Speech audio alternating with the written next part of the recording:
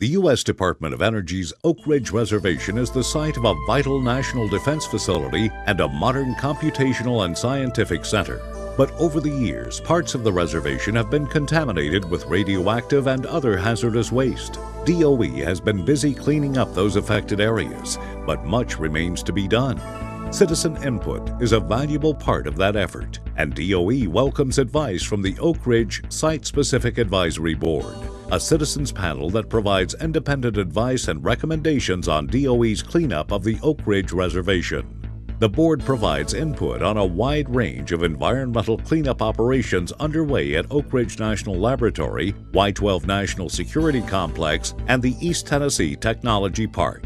You can be part of this important work by attending the monthly meetings of the Oak Ridge Site-Specific Advisory Board. For more information, call or visit our website. The clock on the wall has gone a little bit past the 6 o'clock hour. I apologize. I was looking at the audience and saw there was none. So I will call to order the March meeting of Oak Ridge Site-Specific Advisory Board. Please turn off your cell phones or turn the ringers off. If you have any other electronic communication devices, such as a fax machine or a teletype or anything, please make sure that is turned off. Exits are at each end of the building. If you need any assistance in getting out, we can help you. Please use your microphones during the meeting so our comments can be captured.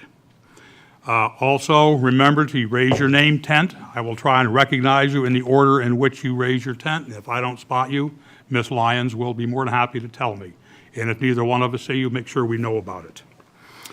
During the presentation, the question and answer period, we will allow the board to make their questions or ask their questions first. Depending on the time, may have to limit. The public will have their opportunity to ask questions, and then we'll come back to the board members if there are more. Okay, our April and May meetings, there have been some changes. There will be no monthly meeting in April because we are going to have a budget workshop, which is a follow-through of the presentation tonight. In May, the board is going to do another informal dinner type meeting like we did in November. We do not have a restaurant selected, but it will be in the Oak Ridge area. And Mark Watson and Dr. Amy Fitzgerald have been invited to be our guests, or maybe we can get into to be our guests, and we will listen to some of their concerns that they have about the city of Oak Ridge as it relates to our position. We have to remember, we are the conduit for the public to impart information to the Department of Energy Environmental Management program. One thing, going back to next month's meeting, tonight's presentation will focus on the EM FY 2016 budget prioritization and planning. The presentation will serve as a primer for the upcoming public budget workshop the DOE is planning for sometime in April. To help make this workshop more effective and meaningful for stakeholders, DOE would like you, that is board members, for us to come to Wednesday night's SSAB meeting with ideas that you'd care to offer on how DOE can make the workshop more useful. DOE will be inviting this board to attend the April workshop, so we will not hold a regular board meeting in the month of April in lieu of attending the DOE budget and prioritization workshop.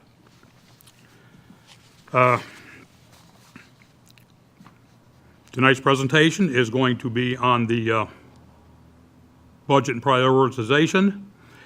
And there is an addition to the agenda, which will be, normally we say goodbye to our retiring students at their last meeting in April, but since we're not having a formal evening meeting in April, we are going to do that tonight, and that'll come up momentarily. So, at this time, we'll move on to comments from the Deputy Designated Federal Officer and the DOE representative. Mr. Adler, wearing two hats tonight? Actually, three hats tonight. We haven't gotten to that yet. Okay. I'll forget the Dave hat. Now, I'm for Sue for the moment. Sue Cange is off actually having dinner with the Monica Reglabuto, the head of the Environmental Management Program nationally. She came to town. They've been touring her around, and she and the management team from DOE Oak Ridge are continuing to meet with her this evening. So I'll be covering for her tonight. As Dave mentioned, this is the last time that we'll get to have our students here. Aditya is present, so I'm going to say a couple nice things about him. And the main thing I want to say is that we really appreciate the time you spent with us. This is something that this board does that not any other boards, to my knowledge, do yet, though some have talked about it, and it's been helpful to us to have young people provide the perspective that they have on the cleanup programs in Oak Ridge. So just to mention a couple of things about how incredible Aditya has been. He's just now finishing up a 2-year term as the Oak Ridge High School representative on the Oak Ridge Environmental Quality Advisory Board, in addition to the work he does with the SSAB. He's an officer with the International Club, attended the North American Invitational Model United Nations in Washington, and won an Outstanding Delegate Award. He participates in the Oak Ridge High School Marching Band, works with the Jefferson Middle School Library, and plans to attend, I guess you haven't decided yet, either Georgetown or George Washington University, both of which are in D.C. Claire Rowcliffe just showed up for us. Thanks, Claire. We're saying goodbye to you guys, Claire, because this is the last night that you guys will be with us, sadly. So we just wanted to express our appreciation for you participating on the board. Claire is with the Hardin Valley Academy. She's participated in several clubs, including the National Honor Society, the Red Cross Club, UNICEF, Talon's Mentoring, Powder Puff Football, and the swim team. She's completed the senior portfolio, which included a semester internship at the UT Medical Center in the Vascular Research Lab. Did research on the consequences of animal testing, has maintained a very rigorous academic schedule of AP courses, dual enrollment, and honors classes, obviously an underachiever, and has not yet decided on a college, but is considering Purdue, Georgia Institute of Technology, UT, and Wake Forest. So once again, thank you to both of you for participating with us. Can we get a round of applause for them? And at the break, I'd like to present you with some plaques that you can take with you as a memory of us, and we'll take a couple of pictures that you can use to mar your future. I think that's all I've got to. Oh, actually, let me give a couple quick updates. We have survived the winter weather that took place between this meeting and the prior one. It did present some challenges out of the site. We had to slow down or shut down a few times because of icing. We've had lots of utility and road management challenges, but nobody's been injured. The work is moving along just fine, and we're better than halfway through the K31 teardown now. So we're pretty proud of that. Aside from that, no big updates, no significant personnel changes or program updates. So I'll hand it over to Connie, I guess, if she has anything she'd like to add. Yeah. Oh, sure. I'll mention that. I was going to let her, but I'll do that. Let me explain what it is. We have a, excuse me, we have a regulatory obligation every 5 years to review how effective the remedies we've already put in place are performing, how effectively they're performing. It's called the 5-year review. The last one we did was in 2011, and we're now preparing for the one that will be issued in 2015. As part of that process, we look at all of the data that we have from all of our monitoring activities. We actually go out and visit the sites. We prepare a report that draws conclusions about how well our remedies are performing. We provide that to our regulators, and then they decide, based on what we've presented to them, if any patch-ups or any augmentation to existing remedies are necessary. So to put that into a concrete example, we would go out to some of our landfills that have had caps placed on them. If the caps had erosion and we decided some repair was necessary, we would identify that in the 5-year review. The regulators would review that. We'd work with the regulators to get it fixed. For the most part, what we find when we go out and do our reviews is that the remedies are performing as prescribed. One of the things we look at are institutional controls. For example, some of our remedies carry a requirement that the land area involved be prohibited from groundwater use. So as part of our site visits, we would drive around the site and do some other things to see if groundwater is being utilized or not. We typically request and allow participation by a couple members of the SSAB to participate in some of those site reviews. So if anyone has an interest in participating in those, which will be occurring in the May-June timeframe, I believe, please let us know, and we'll arrange for you to be in the van as we drive around and look at the various sites that are being reviewed. It's a way of getting the public involved, in effect, with long-term stewardship of these cleanup projects. If you're interested, please contact either Spencer, probably best to contact Spencer Gross, and he will put you in touch with either me or Jason Darby, the DOE project manager for the 5-year review process. Thanks for the reminder, Spencer. That's it for me, Dave. Thank you, David. Ms. Jones, the voice on the phone. Thank you. I'd just like to piggyback, if I could, off Dave's comments about the 5-year review. We've had, meaning the EPA, TDEC, and the state, EPA, TDEC, and DOE, have already had the kickoff meetings for all of the sites and the projects, and ETTP was the last one. So we met today to kind of go over the outline of the activities that they plan to do in terms of evaluating the sites. Again, ETTP was the last project we had to kick off, and everything went well so far. So we're really encouraging the SSAB members to participate as Dave has requested. I don't have any other announcements, but I would be more than happy to attempt to answer questions if asked. Thank you. Thank you, Connie. Does anybody have any questions of Ms. Jones from the Environmental Protection Agency? Okay. Moving on, and before we move on too far, I also would like to thank our 2 student representatives. You guys have been absolutely fantastic. We're going to miss you because we know what we have, we don't know what we're getting. So you guys have set a benchmark for others to follow. So thank you very much for your eager activities with the Site-Specific Advisory Board. So now at this point, we are up at the public comment period. Lydia? The public comment period is now open. Are there any members of the public who want to comment? Seeing none. As a Citizens Advisory Board to the Department of Energy on environmental cleanup, we want to encourage the community at large to attend and participate in our board and committee meetings. If you are unable to attend, please send in your questions and comments to the address shown. Appropriate comments and questions will be read during the public comment section of the Site-Specific Advisory Board meeting and will be given the same consideration by the board and the Department of Energy as those given in person.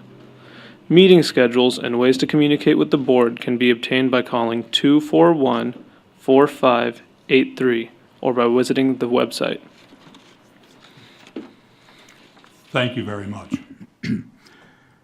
Now we come to our evening's presentation on the fiscal 2016 management budget and prioritization planning.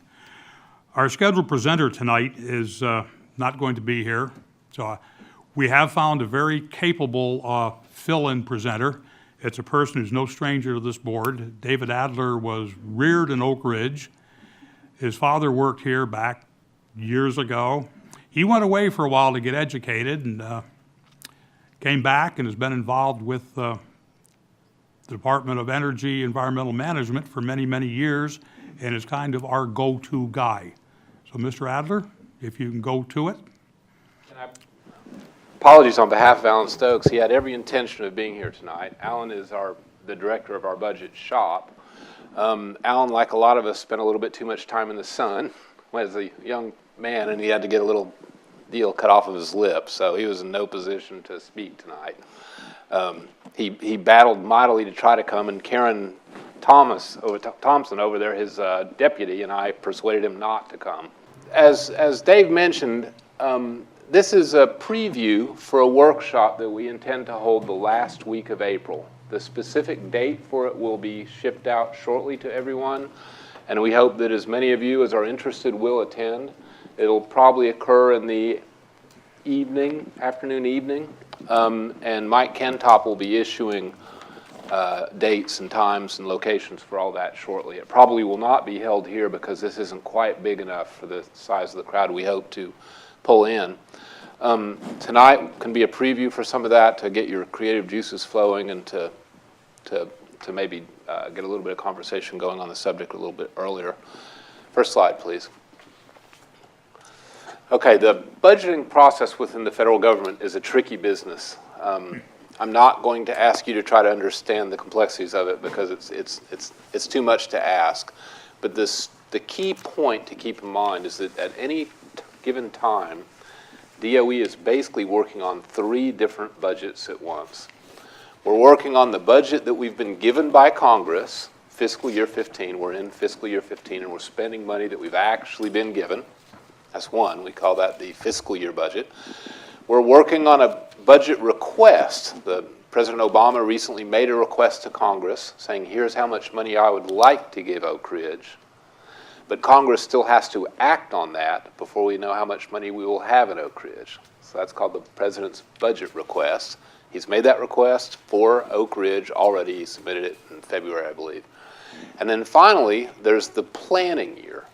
And despite what we told Spencer to put into the agenda, the planning year is FY17. We're really primarily here to talk about planning for the FY17 year. So we're generally attempting to plan 2 years ahead of time for the budget that we give to Washington, and then Washington plays with, and Washington gives to Congress. So that's what we're working on tonight, FY17. Next slide, please.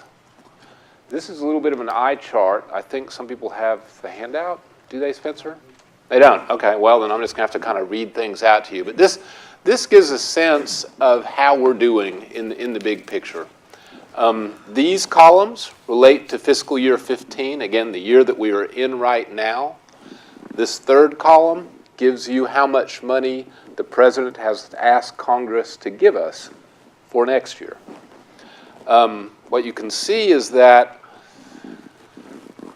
the general trend has been at the bottom line. If you add up all the different programs in Oak Ridge, the trend at the bottom line has been that the President actually asks for a little bit less than we end up getting. In FY15, this year, the President asked that Oak Ridge be provided $385 million. By the time Congress decided what budget to pass, we had been plussed up, is the term we use, to about $431 million.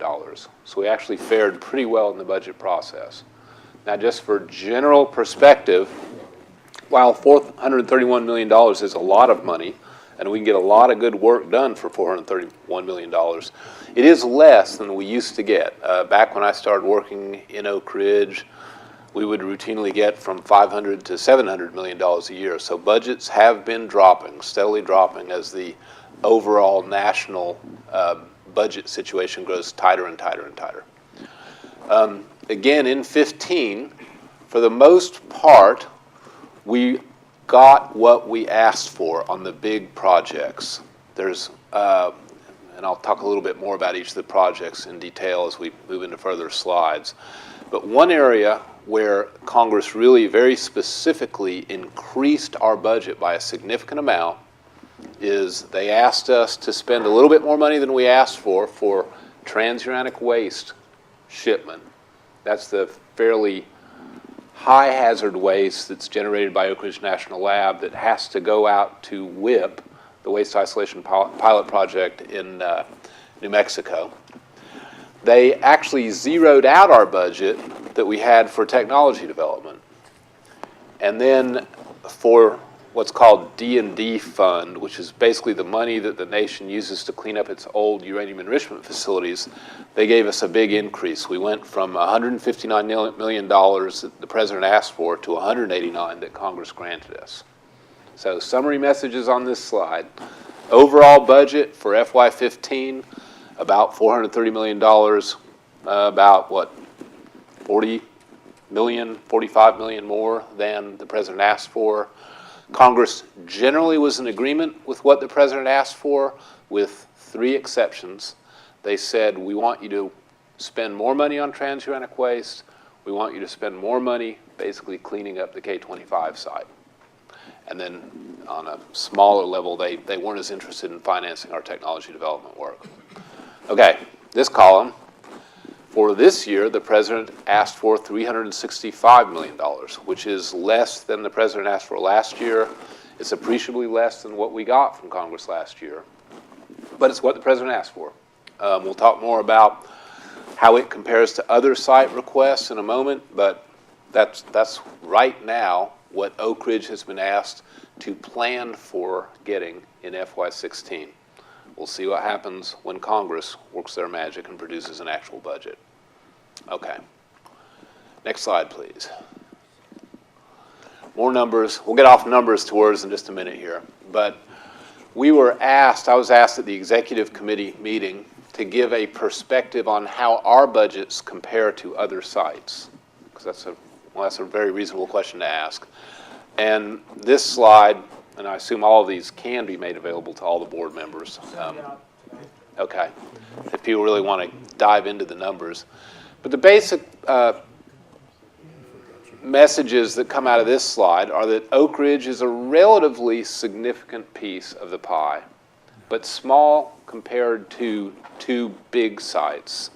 I'll just pick a column. Again, the budgets are split up into three different buckets. I'll explain those in a moment. But at the bottom line, Oak Ridge is running in the 400, 380, 431 range. Hanford, where'd Hanford go? It's actually two sites, and they're getting in the President's budget $900 million and $1.4 billion. So the Hanford budget is, do my math, $2.3 billion. That's what the President proposed, and for us it's the 0.3. So we're small compared to Hanford. We're also small compared to Savannah River. They are looking at about a $1.3 billion budget. But we're pretty good size compared to all the other budgets. If you look at the President's budget request, what you see is the President's priorities, and what we certainly won't challenge, is they want to get the high-level waste in Hanford taken care of. Out in Hanford, recall, they've got these few hundred tanks, million-gallon tanks full of very, very high-hazard waste. They've built an enormous processing facility to convert that waste into a glass form that's very stable that can be disposed of. They've got the facility part of the way built. They want to keep putting money to that to finish the facility and treat all the waste. So that's clearly a big priority, the high-level waste at Hanford. The second big priority functionally is in Savannah River, where they are building a facility called the MOX facility, which stands for Mixed Oxide Fuel. It's basically a system that they're building to allow DOE to get rid of excess plutonium. And recall that one of DOE's biggest missions is assisting in bringing down the number of nuclear weapons in the world. A lot of these nuclear weapons have plutonium. The plutonium that comes out of the weapons as they're dismantled needs to be used for something or stabilized or thrown away or something. What they're doing is they're taking it and converting it into fuel that can be used in power plants for peacetime power production. So that's a big priority. And then another pretty big priority, as you can see by the jump from FY14 to 15, the Pres Bud, is that they're going to they want to put a lot more money into Carlsbad. They want to get the waste isolation pilot project up and running again so everybody can get rid of their transuranic waste. So Hanford, Savannah, big priorities. Getting WIP up and running, big priority. The big scheme of things, Oak Ridge is still a major site, and we're still being provided a significant amount of money, but nothing close to what the others, those get. Okay, next slide, please. Our principles for prioritization are pretty straightforward. At a minimum, obviously, we have to make sure that we maintain a program that is protective of human health and the environment. So if there's any imminent hazard that needs to be dealt with, it has to be dealt with, and we fund that. If there are any releases that present any type of acute near-term hazard to surface waters or things of that sort, we have to deal with that too. We're required by ethical considerations to handle that. We also, under regulatory considerations, have to comply with the laws. And our laws include standards for water releases, air releases, waste management, but they also include milestones. And those are regulatory milestones that we've agreed to with the regulators. So we have to fund those. And then we do our very best to support the ongoing DOE missions in Oak Ridge. By missions, I mean the defense mission at Y-12, the science mission at Oak Ridge National Lab, the effort to reindustrialize or engage in new economic development at K-25. Those are the big three things we're trying to make sure we enable through cleanup. At X10, there's a land area they need to get cleared out so they can put new work in there. Similar situation at Y-12, we talked about that some last time. And then, of course, we want to get K-25 done so that large land area is available for economic redevelopment. Next slide, please. The next few slides allow me to kind of dive into a little bit more detail on our priorities. And it breaks it out by time frames. I'm going to talk first about 2015 to 2017. That's pretty relevant because 2015's funded, 2016, the president has made his opinion known, and 2017 is the time frame that we're asking you to provide us input on. It's also 3 years. So 3 years in the federal budgeting world is, in some people's minds, mine included, about as far as you can predict. So it's helpful to think about what you really care about in the next 3 years, because what happens in the next 10 years is not anybody's guess, but a lot more difficult to project. So what we know we want to get done in the next 3 years is we want to finish demolishing the K-31 building that I spoke about earlier. When the K-31 building is done, we will have cleared off a large contiguous tract of land, a nice big oval-shaped piece of property. I should have brought a map to allow me to point it out, but it's all the land between Poplar Creek and a road to the left and a bunch of railroads, and it's a beautiful, flat, ready-to-go, redevelopable piece of property. When we get that done, we will have our first large tract of land that we could go to an industry and say, please take this. And we're already doing that. We're already working hard with several teasing prospects that we hope we can lure to the site, but we can't lure them to the site if there's a half torn down building there. So we've got to get that building out of the way and the site prettied up for them to use. Just south of that is another building called the K-27 building at ETTP. K-27 is also one of the uranium processing buildings, and it actually has some fairly high hazard equipment still in it. K-27 is the only, there were 5 gaseous diffusion buildings built at the K-25 site, enormous 40-acre buildings. And they contained all the equipment that was used to enrich uranium. There's only one left that has any of the uranium processing equipment in it. That's K-27. And we're very, very focused on getting it emptied, torn down, and cleaned up. Over at Oak Ridge National Lab, some of you are familiar, not all of you, we have the Fort Knox, if you will, of uranium-233. Y-12 is the Fort Knox of fissile U-235 used in weapons. Oak Ridge National Lab has a much smaller but still very significant high security facility that contains U-233 in it. It's right in the middle of the campus that we would like to open up to a more general access. It's a high security area with all the things that go with the high security area. And we would like very much to take that material and make it go away. The general plan is to make it go away and into the deserts of Nevada, where DOE owns another big chunk of real estate. So that is a high priority for us, and we want to keep funding that to keep that process moving forward. We have a couple of activities related to continuing with the transuranic waste disposition program that we think need to be a high priority for us. And we're also focusing on getting the Y-12, a water plant built for Y-12 that will control the amount of mercury that leaves the plant. That has been a very, very high priority for our regulators, EPA and TDEC, and we have begun the process of building a fairly large-scale, or planning for a large-scale water treatment plant at the Y-12 facility, again, to capture and remove mercury from waters that end up leaving the plant by a small creek called Poplar Creek. And then finally, one of the things that we want to do in the next 3 years is complete all our planning activities for the next landfill that we'll need to build in order to finish cleaning up the Oak Ridge Reservation. So again, just to repeat, we've got a couple buildings that are very important to us at ETTP that we're going to stay focused on and that are underway now. It's generally a good idea to finish what you've started, and once you've begun tearing down a building, you want to keep financing that until the job is done. We want to get U-233 out of Oak Ridge National Lab. We want to keep pushing on getting transuranic waste out of Oak Ridge National Lab.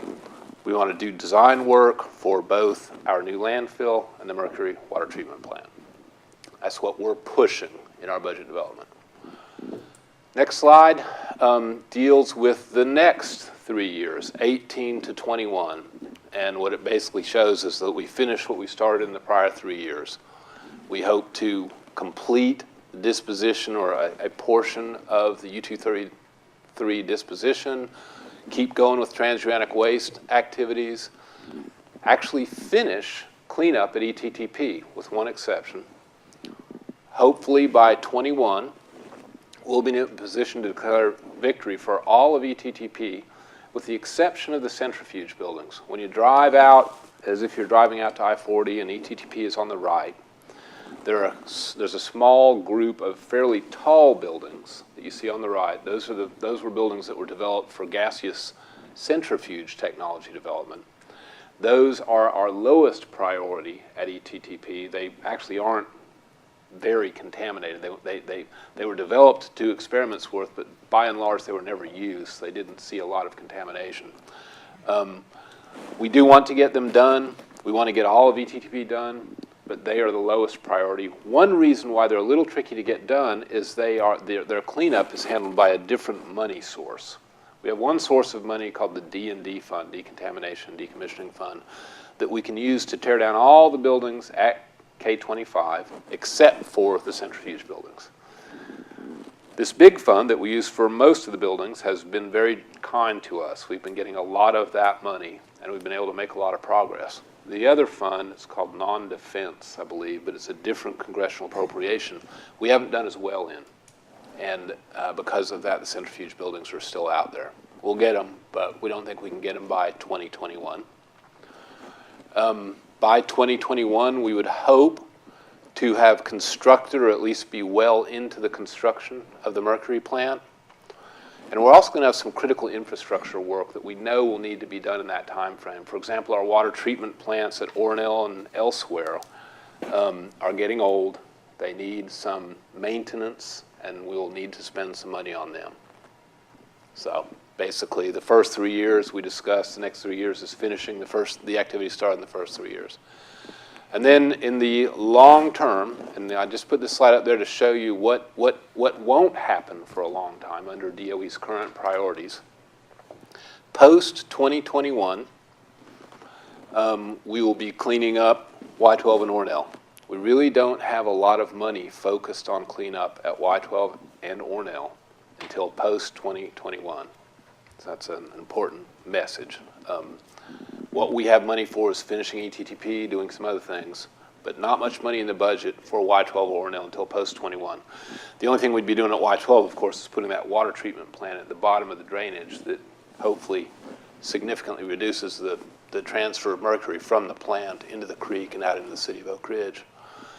Other things that would be taking place in the post-21 time frame is finishing those centrifuge tall buildings I mentioned earlier, constructing the landfill that we need to support Y12 Ornell cleanup, and finishing up all of the U-233 disposition at Oak Ridge National Laboratory. Next slide. This is the last slide. We can talk about these things for a minute after we get through this, but basically what happens now is we wait for headquarters to bestow upon us the final planning numbers that they want us to use to build the budget that we give back to them. Now we're about to enter a phase of the budget development process that's commonly referred to as embargoed. Our ability to share information with the public and the regulators becomes constrained pretty soon here. There's a reason for that. Basically, the budgeting process is set up so as to allow the president to work with his agencies to develop a budget that he brings to Congress without receiving a lot of lobbying pressure from all the contractors in different states and special interests that would love to tell him how to write his budget. So pretty soon here, the president's going to say, okay, through the Office of Management Budget and then through DOE headquarters and down to Oak Ridge, he's going to say, you guys get this much money to work to. And here's how we think you should spend it. You have some opportunity to shape that, but here's your guidance.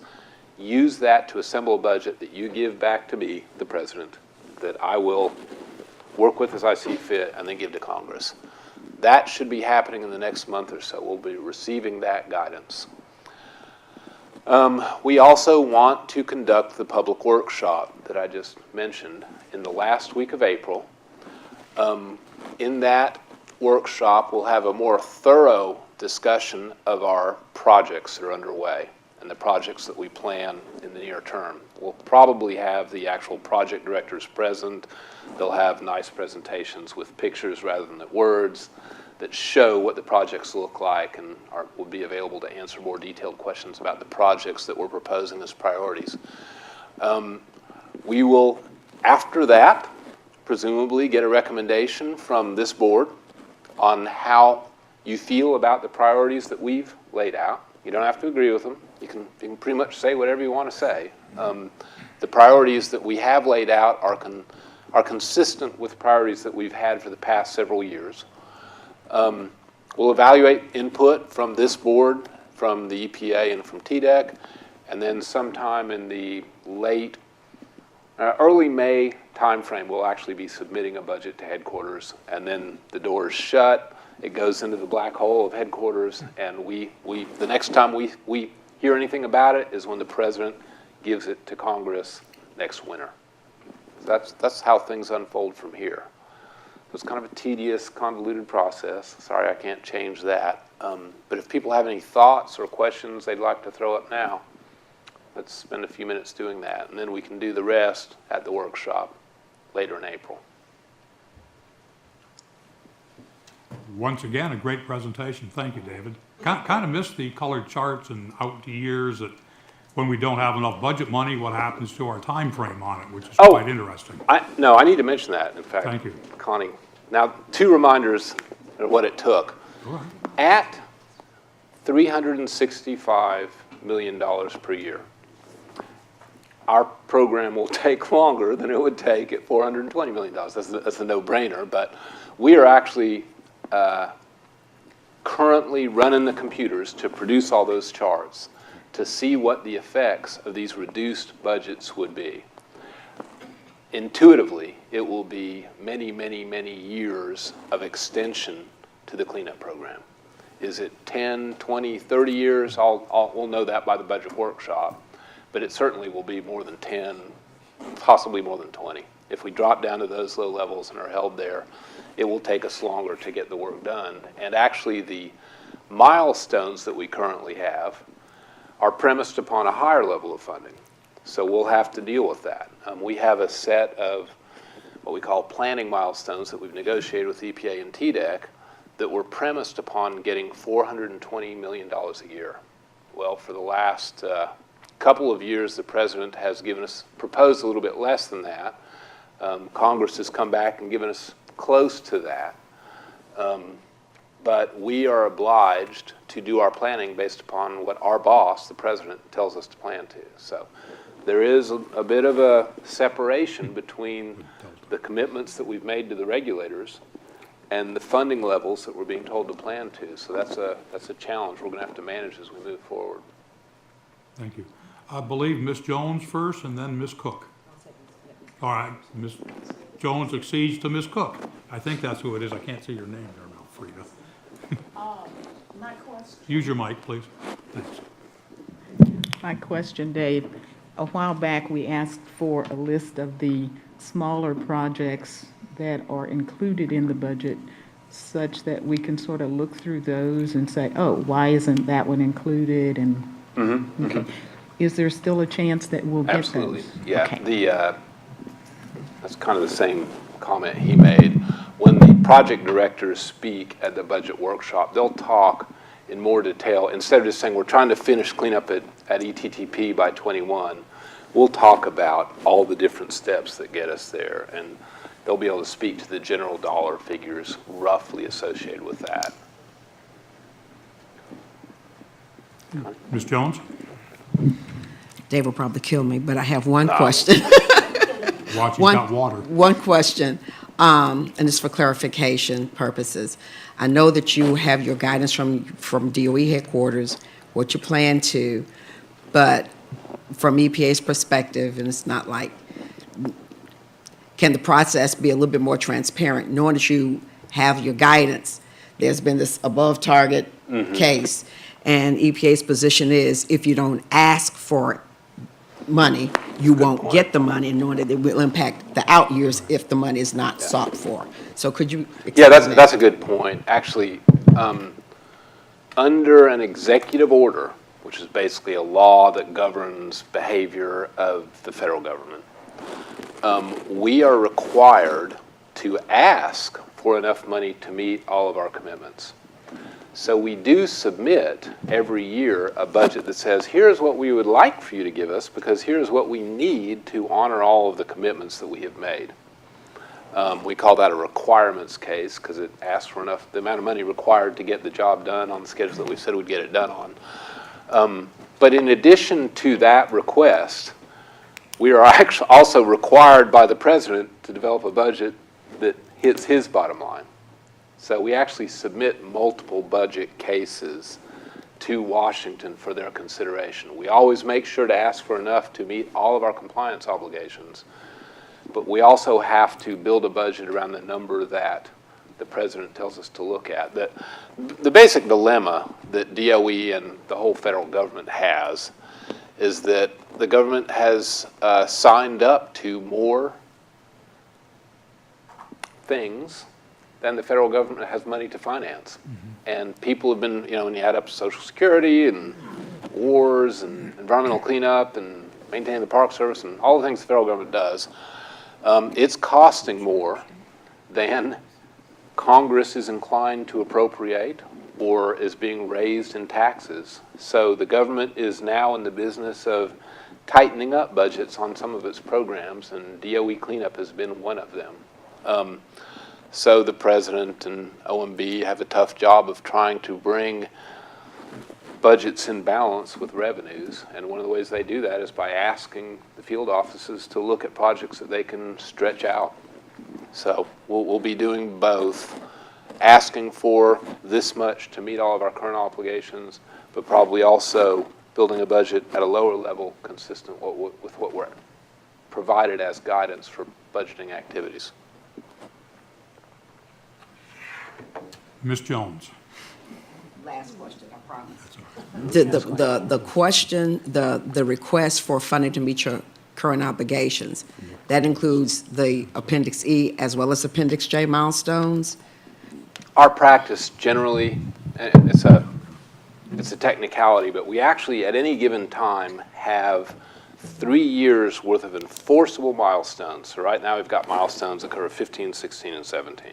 So we absolutely have to ask for enough money to meet those because we can be fined, in some cases thrown in jail for failing to meet those, and that gets our attention. Beyond the 3-year window, we have something we call planning milestones. And planning milestones actually aren't strictly speaking enforceable, but they matter.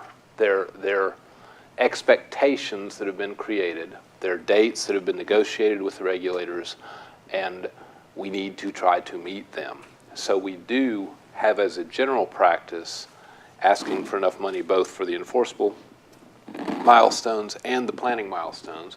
Of course, the wind in our sails is less powerful for planning milestones than it is for enforceable milestones. But yeah, we make a request that covers both levels. Mr. Hemmelwright had his hand up, then I'll go to Mr. Trujillo. Would you talk a little bit more about Appendix E and Appendix J? What specifically are they? Either Dave or Ms. Jones? Yeah, I can. They're attachments to our contract with EPA and TDEC we have a contract with EPA and TDEC called the Oak Ridge Federal Facility Agreement. Right. It describes how we do business and what our obligations are. Every year, we renegotiate a tab to that contract. One's called Appendix E, one's called Appendix J. Appendix E contains the 3 years' worth of enforceable milestones. Appendix J contains all the remaining milestones after the completion of the program. So it's our special language for enforceable milestones and planning milestones. Thank you. Didn't think that was too hard to squeeze out of y'all. Mr. Trujillo. Microphone, Ed. Use I'm your sorry. microphone, please. Sorry, Dave. Since the time seems to be rolling pretty fast as far as the priorities you need to set for FY 2017, and the advisory board, is it going to look at some priorities you have already pre-planned or have done? Yeah. It is fast. There's not a lot of time to deliberate over priorities. I think a perspective that is useful to have is that this isn't the first discussion we've had about priorities. We for several years, I know you're new to the board, but for several years we've had conversations about what do we really have as priorities. And I would say that those general priorities are largely, not entirely, but largely shared by EPA, TDEC, and DOE. I mean, the EPA and TDEC and DOE agree we want to go after mercury, and everybody's in agreement we want to get the transuranic waste out of town. At the edges, there's some disagreements. But because there's more agreement than disagreement, I don't think it likely that we will turn the whole thing on its head this year. There's always a possibility, and anybody, like I said, anybody can make any comment they want. They could say, I don't care what the guys and gals before me thought were priorities. I have a different perspective on this. But the list of priorities that we came up with a few years ago when we really pushed hard to actually assemble a side team, and we worked hard with EPA and TDEC and put a lot of energy into seeing if we could come to agreement on priorities, that list of priorities will take years to work off. So just to accomplish the top 5 or 6 things on our list of 20 priorities will take, from the time we made those decisions, 8-10 years to finish off. So there's not a need to rethink it every year. We just keep on working on what we've agreed to as our priorities.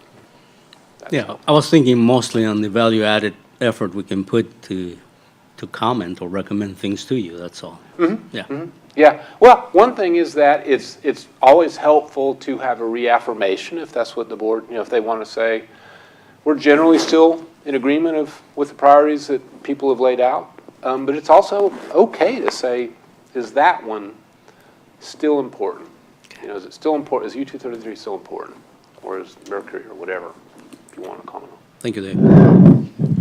Ed, one of the things we talk about at our annual planning meeting in August is the milestones and priorities that TDEC has, that EPA has, and that DOE has, and we kind of meld them together to see where they fit in our minds.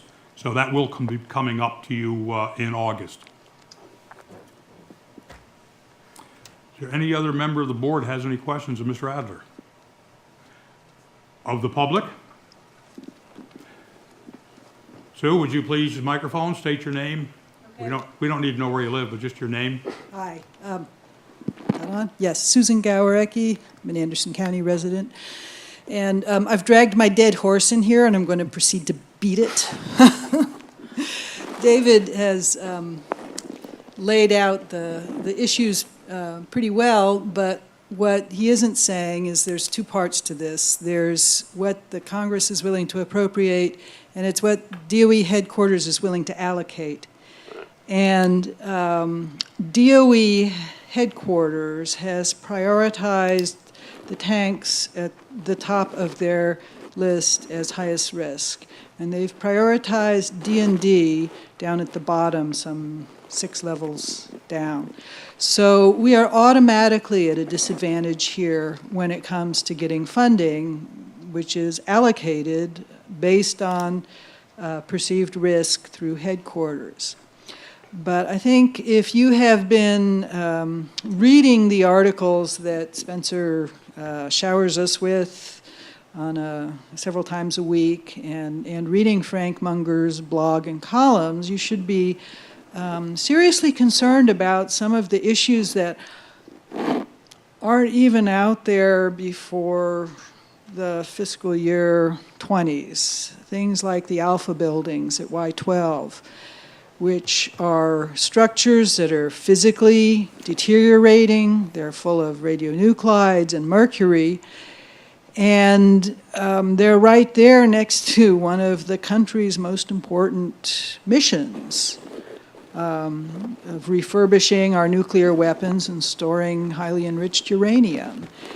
And I don't understand why the country is turning its back on these issues, because if one of those buildings starts to collapse, you're going to have a release into this area. It's going to affect workers, it's going to affect the woodland community, it's going to affect the Scarborough community, it's going to affect the industries in Union Valley, and it's going to be a huge problem. What you may not be aware of, if you haven't been around as long as some of the folks who've lived here for decades, is back in the early 90s, there was a tornado that touched down on the front lawn of Y12.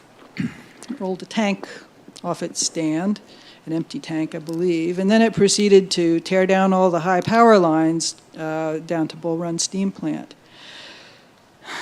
When I went to on the field trip to see the site for the new EM disposal facility, we were treated to about 100 acres of blowdown in the forest surrounding that area, from straight line winds that were estimated to be 70 to 100 miles an hour.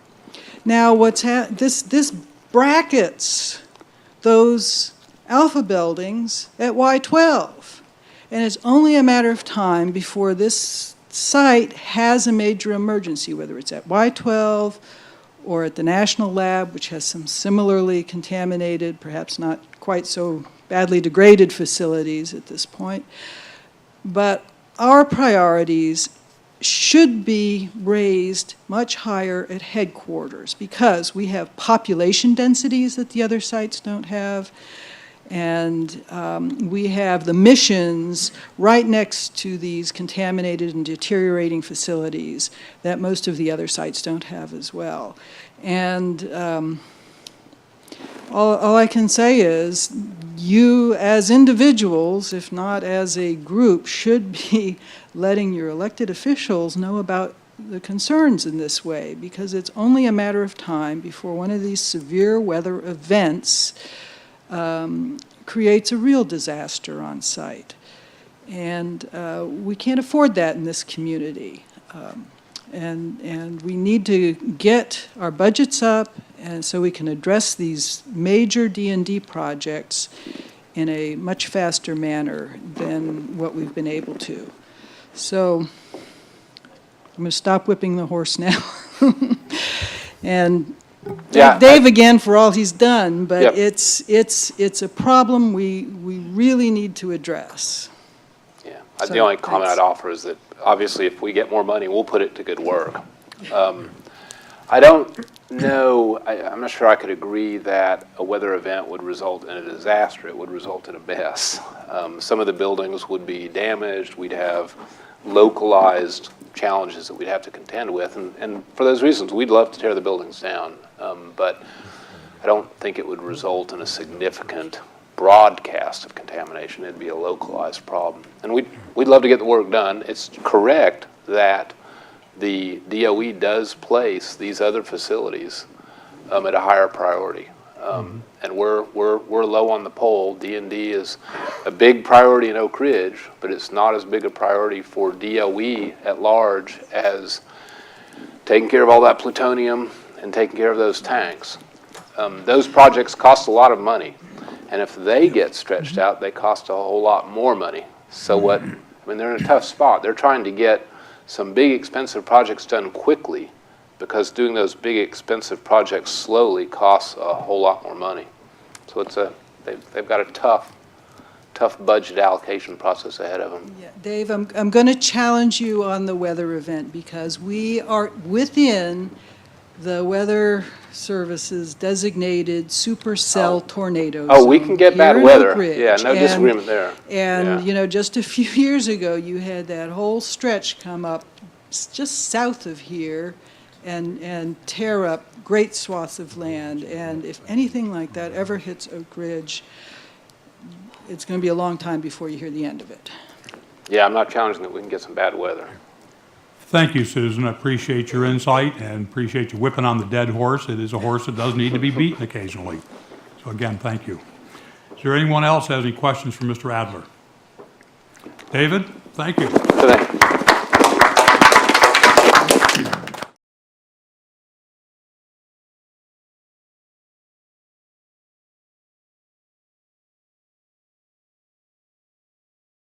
We will be hosting the chairs meeting in the spring of 2016. And I made a comment, I'd like us to be ahead of the game in planning for it rather than coming up at the last minute grabbing for straws. So far, we have already booked the Garden Plaza Hotel, which used to be the Doubleday. I'm not sure what the dates are, but the spring of 2016, the SSAB chairs meeting will be here.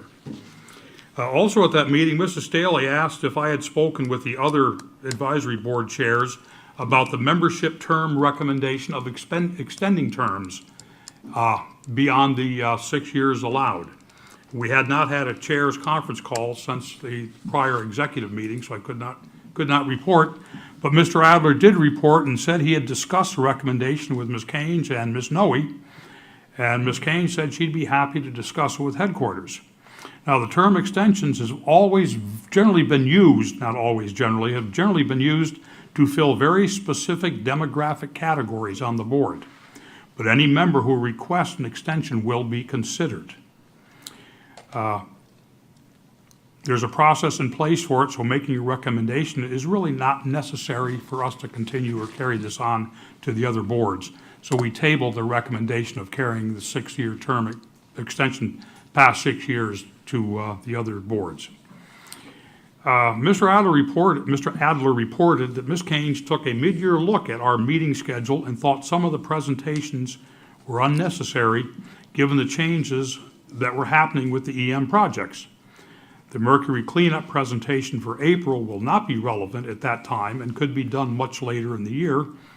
The DOE and their regulators have decided to postpone decision-making on Trench 13 until next year, so there's nothing to give a presentation about in May.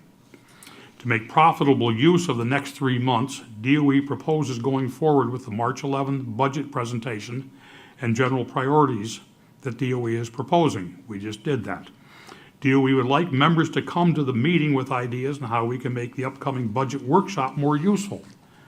We didn't have much to say, but our April SSAB meeting will be us going to the DOE budget workshops and assisting and talking and gaining more information as it drills down a little bit deeper.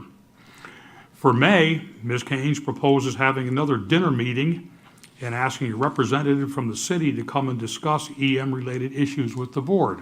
Mark Watson has already applied in the affirmative that he will be at that meeting. Mark is the city manager for Oak Ridge.